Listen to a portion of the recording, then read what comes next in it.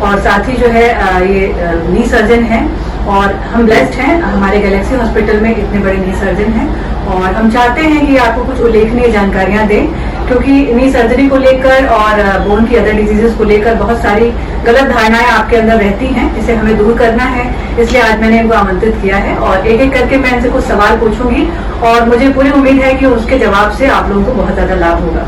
तो डॉक्टर साहब, सबसे पहले मैं आपसे जानना चाहती हूँ कि नी सर्जरी को लेकर क्या क्या गलत धारणाएं हमारे इंडियन लोगों में, खास करके यूपी के लोगों में जो है जिसकी वजह से वो सही समय पर नी सर्जरी नहीं कराते हैं। जी नमस्कार। पहले तो हमारे सारे श्रोताओं को सबसे पहली बात जो नी सर्जरी के बारे में हमें जानने वाली है कि बहुत हमारे आजकल की जितनी भी जनता है उनके अंदर एक मिथ है कि भाई नी सर्जरी अगर हो गई तो उसके बाद हम चल ही नहीं सकते।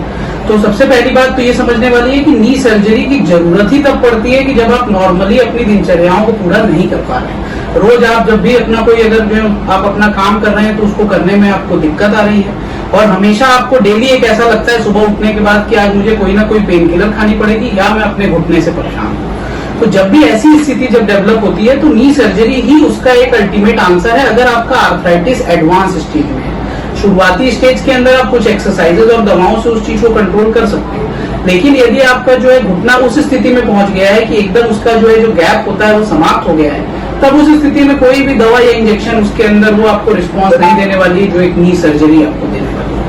नी सर्जरी आज की डे एंड एज में मोस्ट ऑफ द टाइम्स आप विद इन फ्यू आवर्स ही आपकी वॉकिंग एंड एवरीथिंग शुरू हो जाती है। तो लोगों के अंदर ये एक मिथ है कि ऑपरेशन हो गया तो उनको 2 से 3 हफ्ता बिस्तर पे पड़े रहना होगा, तो ऐसा बिल्कुल भी नहीं है। उस स्थिति के अंदर अगर हमने ऑपरेशन ये सुबह किया तो 3 से 4 घंटे के बाद आप वॉकर के साथ अपना चलने लगते हैं। ऑपरेशन से 1 दिन पहले एडमिट किया जाता है, चौथे दिन आपकी छुट्टी भी हो जाती है। तो नी सर्जरी के अंदर जो है ये एक मिथ होना कि नहीं नी सर्जरी से तो घुटना ऐसा होता है कि जिस स्थिति में उससे भी खराब हो जाएगा, वो एक बात गलत है। और आज की टेक्नोलॉजी जो आज से 10-20 साल पहले थी उससे काफी आगे है। आजकल तो ये सर्जरी रोबोट और जो जितनी नई विधियां हैं उससे भी की जा रही है। तो नी सर्जरी अगर एक लाइन में समझे कि यदि अगर आपको जरूरत है तो वो डेफिनेटली होनी चाहिए। उससे जो है डर के भागने की कोई ऐसी जरूरत नहीं है कि उसके बाद हम जो अपने नॉर्मल काम कर रहे हैं वो भी नहीं करते। निश्चित रूप से इन गलत धारणाओं से लोगों को दूर होना चाहिए। मैं एक सवाल और पूछूंगी डॉक्टर साहब की नी सर्जरी के पहले क्या क्या फिटनेस चाहिए? ज्यादातर एजेड लोग होते हैं नी सर्जरी के लिए, कई बार 70 प्लस वाले 75 प्लस वाले होते हैं, तो क्या क्या क्लिनिकल फिटनेस उनको चाहिए होती है? जी, तो जैसे कि देखिए हर चीज में जब आप रोड भी क्रॉस करते हैं तो कुछ % रिस्क होता है, तो इस सर्जरी के अंदर भी राउंड अबाउट 5% रिस्क माना गया है, लेकिन 95% इसका सक्सेस रेट है। तो इस सर्जरी को करने से पहले हर पेशेंट इसमें अलग है और उसकी जो है प्रॉपर जनरल फिटनेस जरूर देखनी चाहिए। जैसे कि हम लोग गैलेक्सी अस्पताल में जब ये सर्जरी करते हैं तो हम अपनी कार्डियक टीम के साथ हमेशा कंसल्टेशन में रहते हैं। ऑपरेशन से पहले आपकी हार्ट की पूरी जांच होती है, ECG होता है, इको होता है, बेसिक ब्लड इन्वेस्टिगेशंस होती हैं। उन सब चीजों में यदि अगर आपकी फिटनेस आती है तो फिर हम इस सर्जरी के लिए आगे बढ़ते हैं।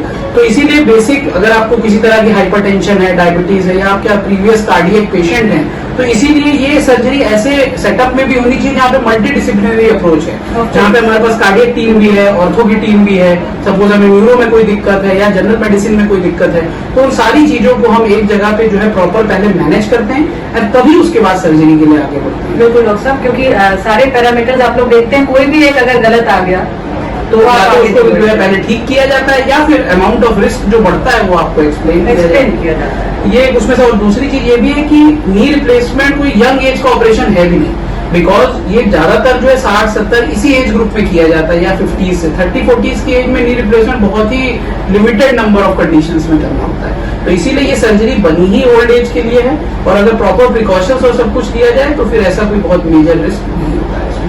अब एक सवाल और कि नी रिप्लेसमेंट के बाद, नी सर्जरी के बाद भी क्या लाइफ लॉन्ग कुछ प्रिकॉशंस लेनी होती है? देखिए नी सर्जरी के अंदर जैसे कि एक बेसिक जो एक समझने वाली बात है जो हमारे यूपी की पॉपुलेशन में भी लोग चाहते हैं कि हम ऑपरेशन के बाद नीचे एकदम पलथी मार के या उखड़ू होकर बैठने लगे। तो एक बात तो देखिए डेफिनेटली समझने वाली है कि नी रिप्लेसमेंट एक आर्टिफिशियल नी ही है, ये आपका भगवान का दिया हुआ घुटना नहीं। तो इसके अंदर ये सर्जरी का मेन इंडिकेशन भी पेन है। इस ऑपरेशन के बाद आपको पेन से रिलीफ मिलता है, लेकिन जो नी की मोबिलिटी है जिसमें आप पूरा पलथी मार सकते हैं, उस चीज की आज की डे तक जो नी रिप्लेसमेंट की टेक्नोलॉजी उसमें मनाही होती है। तो आप कुर्सी पे बैठ के सारे काम कर सकते हैं, आप चलना फिरना, दौड़ना, भागना, सीढ़ी चढ़ना सब कर सकते हैं, लेकिन ये आप चाहेंगे कि नीचे हम जमीन पे पलथी मार के उखड़ होकर बैठे तो उस चीज की मनाही होती है। डॉक्टर साहब, आप ऑस्टियोपोरोसिस पे भी मैं कुछ सवाल पूछना चाहूंगी, क्योंकि ये बहुत ही आजकल की बढ़ती हुई बर्निंग टॉपिक है, ज्वलन समस्या है, लोगों को बहुत परेशान की रहती है और बढ़ती ही जा रही है। पहले के एरा में लोग जो इतने दिन तक विदाउट किसी डिफिकल्टी के सर्वाइव करते थे, ना कोई बोन डिजीज दिखती थी, ना कोई जॉइंट डिजीज। आजकल बहुत ही यंग एज में लोगों को बोन एंड जॉइंट डिजीजेस हो रही हैं और ऑस्टियोपोरोसिस की समस्या बढ़ती जा रही है। तो उससे रिलेटेड भी कुछ सवाल पूछना चाहूंगी कि यंग एज से ही अपने रूटीन में, अपनी दिनचर्या में क्या सावधानियां बरती जाएं कि ऑस्टियोपोरोसिस की शुरुआत जल्दी ना हो। जी, तो मैम ये आपका एक बहुत ही इम्पोर्टेंट सवाल है, क्योंकि आज की डे एंड एज में डेफिनेटली जो हमारा खान पान हो गया या हम जो खा पी रहे हैं उसकी जो क्वालिटी हो गई है, इन सब चीजों की वजह से हमारी बोन हेल्थ को काफी डैमेज हुआ है। तो सबसे जो इम्पोर्टेंट बात आप लोग को हैरानी भी होगी ये जान के कि ऑस्टियोपोरोसिस को प्रिवेंट करने की जो एज है दैट इज बिफोर 30। 30 साल से पहले आप अगर जो मैं अभी चीजें बताने जा रहा हूँ उसका अगर पालन करते हैं तो आपका पीक जो बोन मास होता है वो अराउंड 30-35 ही रीच होता है, और उसके बाद से वो बोन मास कम ही होता जाता है। तो आप 35 के बाद ऐसा कुछ नहीं कर सकते कि आपका जो बोन मास बढ़ जाए। 35 से पहले क्या क्या कर सकते हैं? बच्चों के अंदर जो है कैल्शियम और विटामिन की कमी नहीं होनी चाहिए। एक्सरसाइज रेगुलर आपके हाफ एन आवर जो है रूटीन में होना ही चाहिए।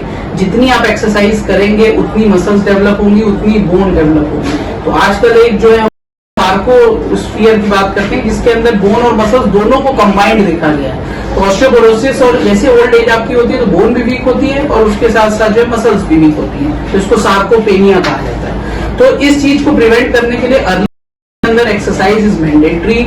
आपको अपने जो है खान पान के अंदर कैल्शियम, विटामिन डी इनकी मात्रा जो है प्रॉपर रखनी चाहिए। और सबसे लेकिन यही इंपॉर्टेंट है कि जितनी एक्सरसाइज आप उस समय करेंगे, जितना बोन मास आप बिल्ड करेंगे, वही आप अपने जो है जब आपकी एज आपके काम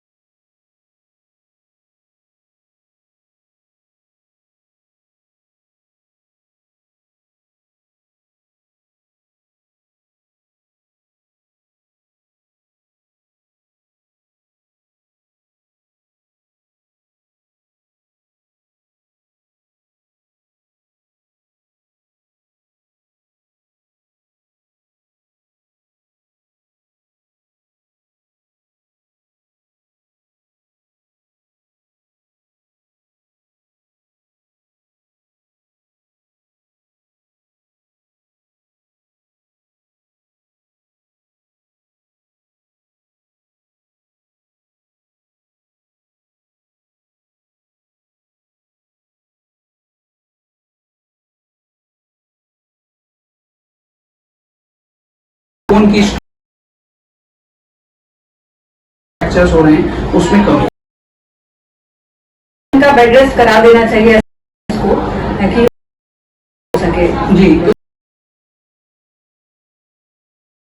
एडवांटेज ही यही है कि आप जल्दी से जल्दी पेशेंट को बैठा सकते हैं, तो फास्टली आप मोबाइल होते हैं, बहुत दिन बेड रिडन नहीं रहना होता है। And specially in older age क्या होता है कि जितना आप बेड रिडन रहते हैं उतना आपके चेस्ट कंडीशंस और बाकी चीजें एग्रीवेट होती हैं, तो क्या mobility is very much important. जितना आप जल्दी मोबाइल होंगे उतना आप बाकी चीजों से बचे रहेंगे। तो एक तो ये तरीका है कि काइफोप्लास्टी करा के हम आजकल तो क्या नेक्स्ट डे से भी हम लोग सिटिंग तो अलाउ करवा ही देते हैं, वॉकिंग वगैरह भी धीरे धीरे। यदि अगर हमारा फ्रैक्चर ऐसा है कि बहुत हड्डी नहीं दबी है और हम विदाउट सर्जरी उसको ट्रीट करना चाहते हैं, तो एटलीस्ट जो है 6 वीक्स हमको चाहिए होता है कि उस पर बेड रेस्ट रहे।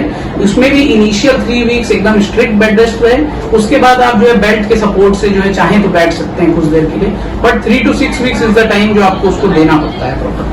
बहुत बहुत धन्यवाद डॉक्टर साहब, बहुत ही महत्वपूर्ण जानकारियां आपने दी और मुझे पूरी उम्मीद है कि जो लोग सुन रहे हैं हमें उन्हें बहुत ज्यादा लाभ हुआ होगा। और जैसा डॉक्टर साहब ने बताया उसको आप पालन करिए और अपनी हड्डियों की सुरक्षा के लिए अभी से जुट जाइए। और यंग एज में खास करके जिस समय ज्यादा से ज्यादा आपकी हड्डियां मजबूत बनाने के लिए उपाय हो सकते हैं और अच्छा कैल्शियम एब्जॉर्प्शन हो सकता है, अपने खान पान में उसी प्रकार से सुधार करते हुए ज्यादा से ज्यादा कैल्शियम इंटेक रखें। धन्यवाद।